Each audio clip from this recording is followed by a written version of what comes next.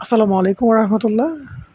আসলে জীবনে চলার পথে অনেক কিছুই খেয়াল করবেন। সেটা হচ্ছে যে ক্লাসের ফার্স্ট বয়, ফার্স্ট গার্ল দেখবেন অনেক সময়ই তারা আসলে তাদের জীবনের যে লক্ষ্য আছে সেখানে যেতে পারে না।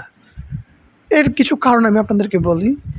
দেখবেন যে বিদ্যার যে অহংকার, এটা আসলে অনেক বড় একটা অহংকার আমি বলব। বিদ্যার যে অহংকারটা আছে এবং আমি আমার লাইফে দেখেছি যে আমার ছোট সময়ের যে বন্ধু-বান্ধব ছিল, এদের অনেকেই এদের অনেকেই তাদের জীবনের যে একটা ক্যারিয়ার আছে, তাদের জীবনের যে লক্ষ্য আছে, সেই লক্ষ্য থেকে তারা মানে লাইনচ্যুত হয়ে গেছে। মানে বিদ্যার যে একটা অহংকার তাদের মধ্যে অনেক বেশি ছিল।